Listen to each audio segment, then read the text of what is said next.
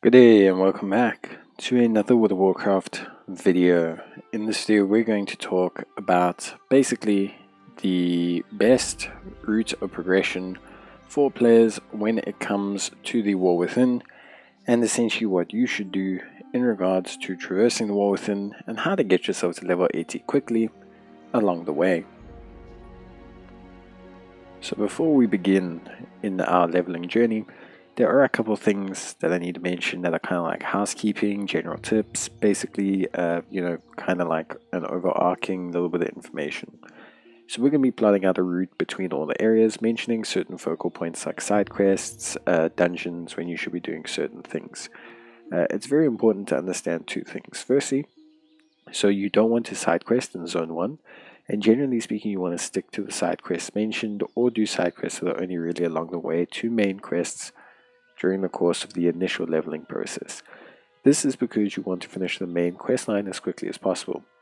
The reason you want to finish the main quest line as quickly as possible is because once completed you'll do two things. You'll unlock yourself Adventure Mode, which is the quest mode for world quests and things of such nature, much akin to like when you unlocked world quests in the Dragon Isles, and obviously these world quests have a ton of value for players. But secondly as well, you will be phased into a new instance. So you will be phased into a separate instance comparative to players who haven't done Adventure Mode, and this essentially will give you more or less, I should say, competition for resources and completing quests. So if you get into Adventure Mode at level 78, what this means is you now have 2 levels, where essentially you are fighting a lot less players for resources to complete side quests and main quests. The next tip that I want to give is obviously you can skip dialogue and roleplay now during the course of the campaign.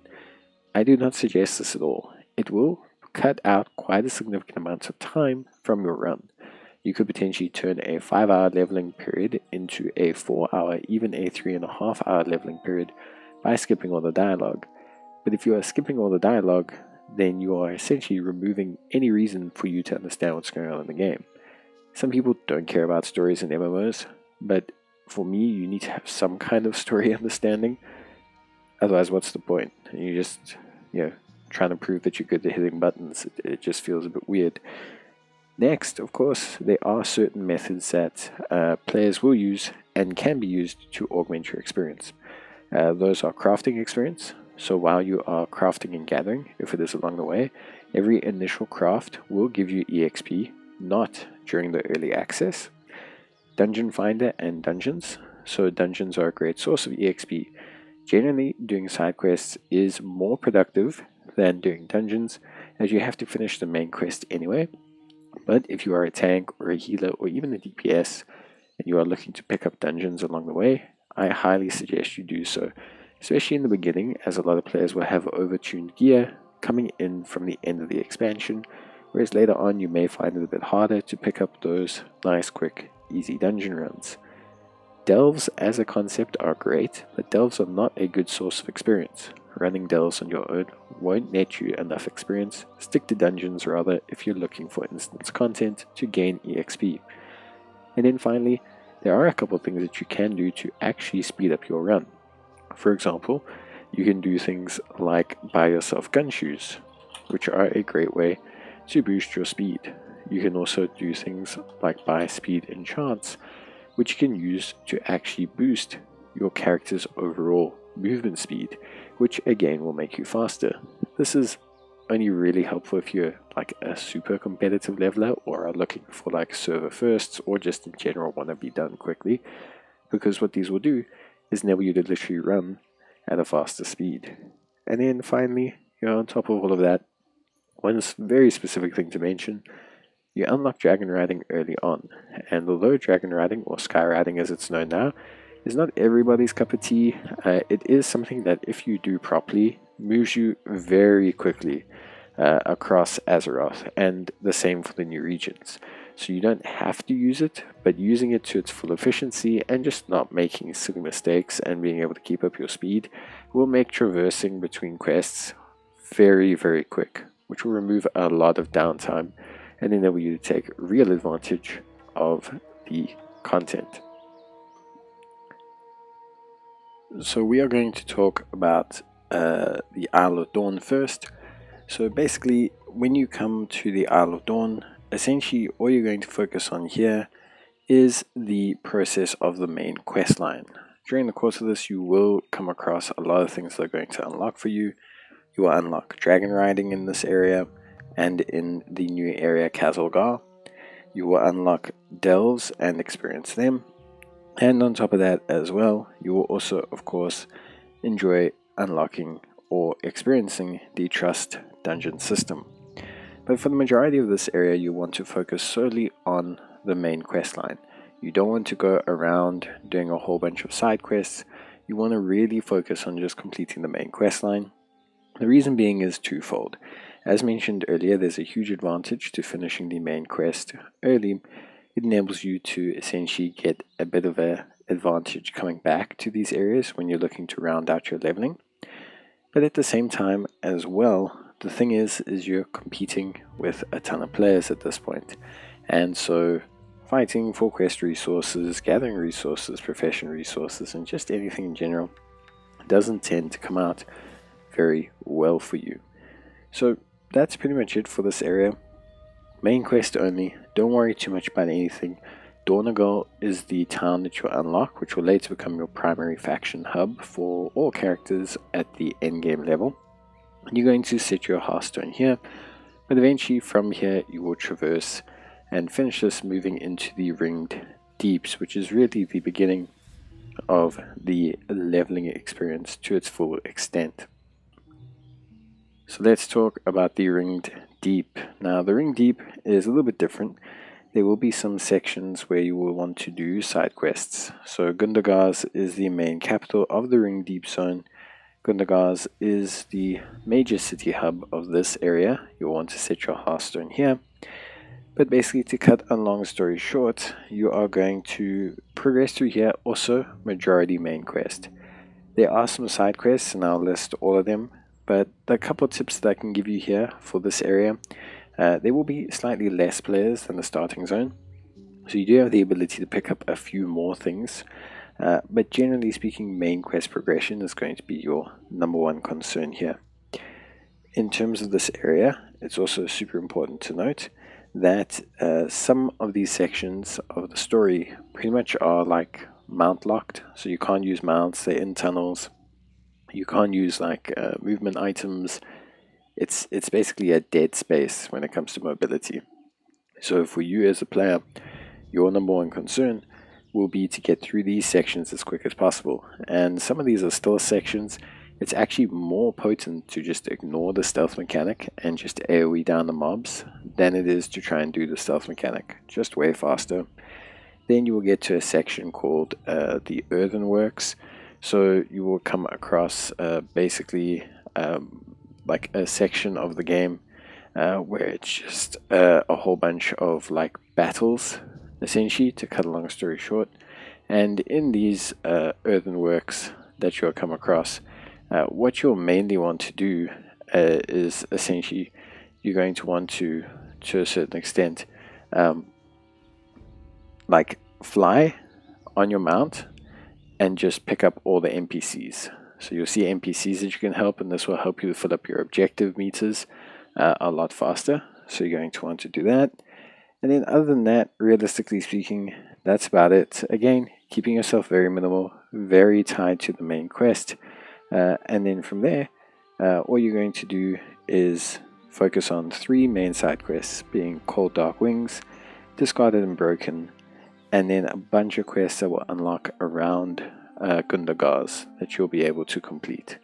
But that's it. Then you can move on from here. You should be around level 74 or so, and then you'll be able to move on from here and move into Hollowfall as a region. So Hollowfall is a bit different for 2 reasons. Firstly, the main city hub, Meridol, does not appear at the beginning of the main quest like the first 2 regions. You will slowly progress and make your way there about halfway through a third of the way through the story campaign. What you're going to do in the meantime is you are going to focus on completing pretty much a ton of side quests. This region is probably the second best zone for side questing. And the reason we want to side quest here is because at this point you should be level 74 moving into level 75 dependent, and you need to be around about level 77 before you move into the final zone. So at this point you need to complete quite a large subset of side quests so that you can have that level come together. So in Hollowfall, I'll leave a list of side quests and we'll talk through it at the end, but you can pick up a lot of side quests. There's a lot of side quests, a lot of side quest chains. You can complete those. Generally, there's not anything that's super inefficient at all, like generally speaking, but obviously you want to focus on the hubs. So generally speaking, like if we're looking at the different hubs that players can go through, Dunwell's Kindness is a great one. Then you have Lightspark is very solid, Light's Redoubt is very, very good, and then you have Priory of the Sacred Flame. These are very good side quest hubs that you'll unlock through side questing, but are very, very good in terms of enabling you to, do some good catch-up EXP here. On top of that as well, specifically, there are certain side quests that you're going to want to focus on. Side quests that you'll pick up called For Morale and Suspicious Minds, and you want to pick up pretty much every side quest in Meridel. You also want to pick up Trials of Dark, Lights Out, Fickle Fiendish Fish, and pretty much avoid the Last Mage and Orphan's Request. There's a whole bunch of other quests that'll pop up, from killing rares, killing elites, killing mobs. Just pick these up and do them as you go along. Naturally, they'll add into your EXP, and you should leave this region finishing the final quest, the final front, at around about level 77. If you hit 77, you had a good pacing for this region. Now we come to the final region, as Khajet. So as Khajet is incredibly quick as a section. The enemies here are level 78 to 80. You'll be level 77. You should be fine to get through the main quest. Here again, we're focusing pretty much entirely on the main quest. We're not really focusing on anything at all.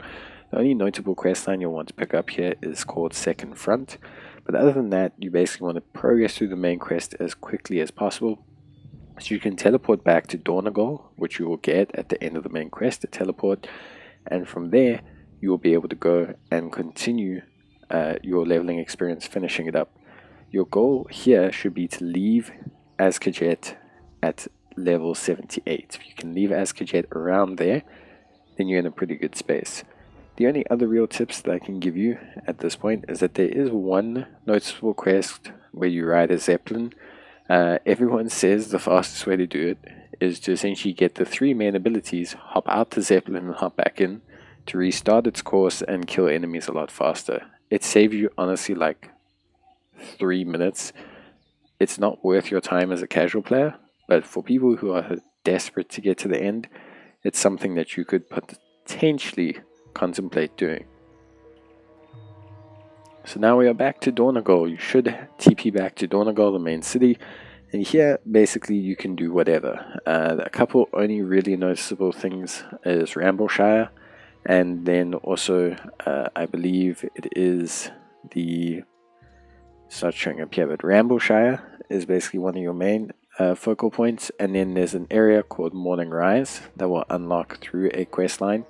Morning Rise and Rambleshire are great areas to do side quest chains, but pretty much the whole of Dago is really well packed with side quests. And now that you've come back here and finished the main quest line, because as mentioned previously, you now have the added benefit of being phased out, a lot of this becomes way easier to complete, and thus your life becomes a lot easier to do. And you will continue to work through here, and with a combination of dungeons and everything, get your character to its maximum level of 80. So really easy and solid stuff at this point. So that kind of completes your questing chain. Of course, as mentioned in the beginning in the tips and tricks, there's certain things that you will want to focus on, that you want to do. But generally speaking, if you stick to these guidelines, you will have a very straightforward experience. A very nice, simple experience, and you should get to level 80 relatively quick. We're talking about 4 or 5 hours for a casual player, and obviously a lot faster, depending on how quickly you want to really maximize your speed values. So before we talk about or finish the video, obviously a couple of things to mention for alts. So if you have characters that are low level, they'll get to 70 later, or just that you're going to level them later. A couple of things. Obviously, firstly, log in with those characters so they can start to build up their rest of the EXP bar. It's very, very important so that they, when you do eventually use them, have that little bit of a boost that they'll have for that first level or two. Secondly, the most important thing to note with the War Within is that every character at max level applies a 5% scaling buff to EXP that grows with every single character. It maxes out at 25%, but it basically becomes a flat 25% boost for all characters leveling from the 5th character onwards. This is important for two reasons. Firstly, obviously it makes leveling faster, but secondly, it allows you to do different pathings for curving. We'll talk about this once I have characters that are at max level, once I see the effect of the experience gain, but it is going to dramatically change your pathing through the War Within expansion.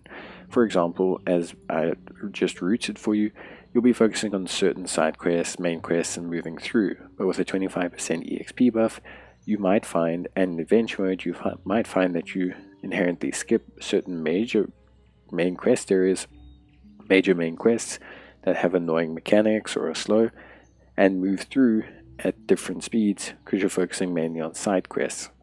So this is something that we'll have to see once that boost is more in effect. But that's it. That is everything you need to know about leveling. I hope you guys enjoyed the video. I hope it has helped you guys out. But basically, if you do have any queries or questions, you can let me know. If you have any tips, please let me know as well. I know for everyone, obviously, things are a little bit different. Some people prefer leveling in certain methods. Dungeons are obviously a very big factor, and leveling else will be completely different. There's time walking that will become available. There's EXP buffs. There's lots of things that will become available for alt characters. So this guide traditionally is mainly meant for your main character, but you may find it still useful for alts. But that's it from me. Bye.